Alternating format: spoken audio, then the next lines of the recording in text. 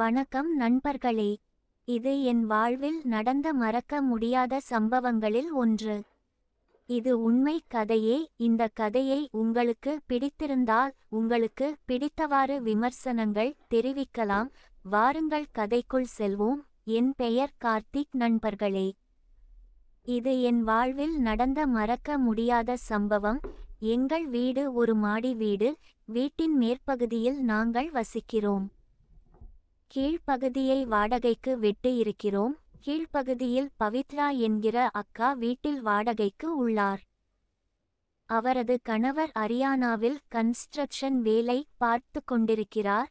அவன் பார்க்க நல்லா வாட்ட சாட்டமாகத்தான் இருப்பான். 6 மாதத்திற்கு ஒரு முறை தான் வந்து செல்வார். பவித்ராவும் அவளது 6 மாத குழந்தையும் மட்டுமே வீட்டில் உள்ளார்கள். பவித்ரா பார்ப்பதற்கு மிகவும் அழகாக இருப்பாள். சினிமா நடிகை ரம்யா நம்பீசன் போல மிகவும் அழகாக இருப்பாள். அவளை பார்த்தாலே மயங்காத ஆளே இருக்க மாட்டாங்க.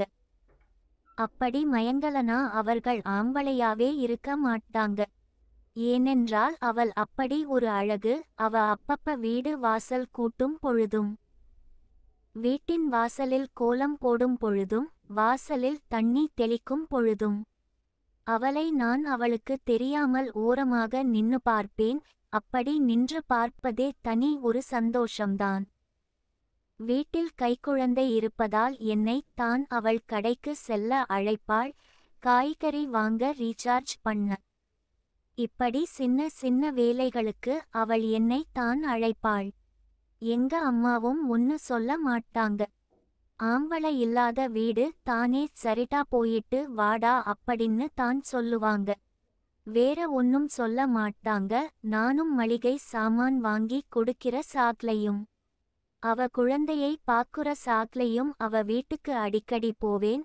அவளோட 6 மாத குழந்தைக்கு பால் கொடுக்கிறதுனால வெறும் நைட்டியும் பாவாடையோட தான் இருப்பாள். அவளை நான் அப்பப்ப ஊர கண்ணால பார்த்திருக்கேன்.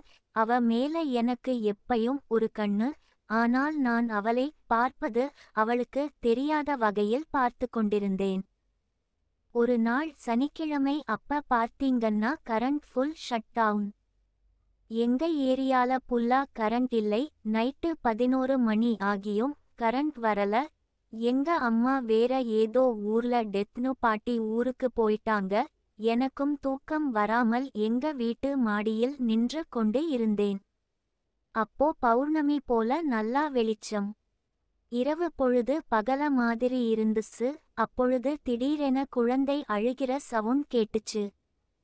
என்னடான்னு மேல இருந்து கீழே பார்த்தா பவித்ரா அக்கா குழந்தைய தூக்கிட்டு வாசல்ல வந்து உட்கார்ந்து பால் கொடுத்துட்டு இருக்கா. எங்க வீட்டு மேல்பகுதியில் இருந்து கீழே பார்த்தாள். கீழே வாசலில் இருக்கிறது அப்படியே தெரியும். நான் அப்படித்தான் பவித்ரா அக்கா அப்பப்ப கோலம் போடுறதையும் தண்ணி தெளிக்கிற அப்பையும் வாய்ப்பு கிடைக்கிறப்பலாம் ஃப்ரீ ஷோ பாப்பேன். ஆனா அது முழுசா தெரியாது, கொஞ்சம் தான் தெரியும். கிடைத்த அளவுக்கு சந்தோஷம் என்று சந்தோஷமாக இருந்தேன். ஆனா அன்னைக்கு நான் அதை மேல நின்னு பார்த்துக்கிட்டே இருந்தேன். என்னால கண்ட்ரோல் பண்ணவே முடியல. அப்ப தான் ஒரு பொண்ண நான் அப்படி பார்க்கிறேன்.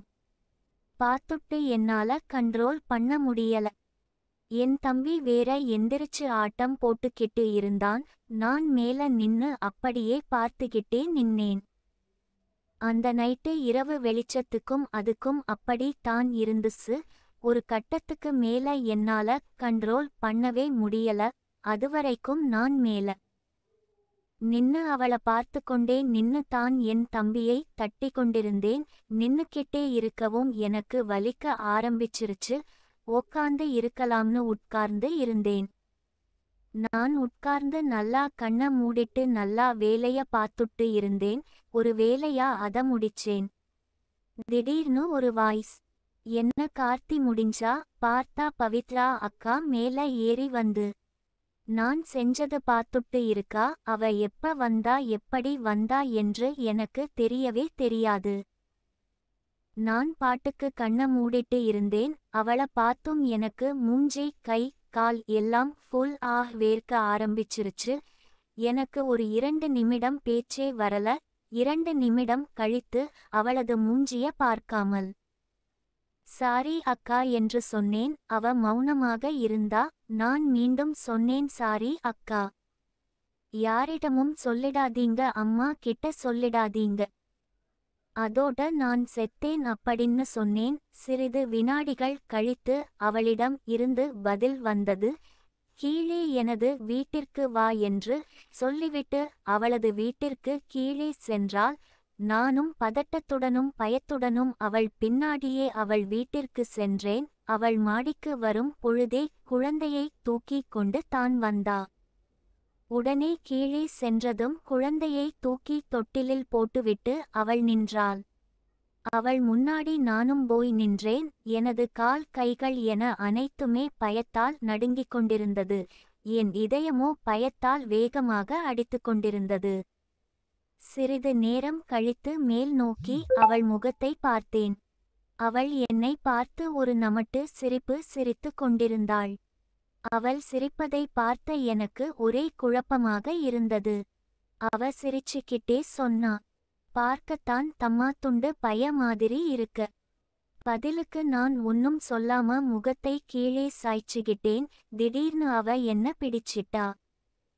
நான் பயந்து போய் அவ மூஞ்சிய பார்த்தேன். அத பார்த்துட்டு எனக்கு சரியான ஷாக். என்னடா இவ நம்ம லவ் பண்ணின காரணத்துக்கு நம்ம வீட்ல சொல்லிடுவாளோ, இல்ல திட்டுவாளோ, இல்ல வேற யார்கிட்டயும் சொல்லிடுவாளோ அப்படின்னு நம்ம பயந்து வந்தா. இவ என்னடா இப்படி இருக்கா அப்படின்னு நானும் ஆரம்பிக்க.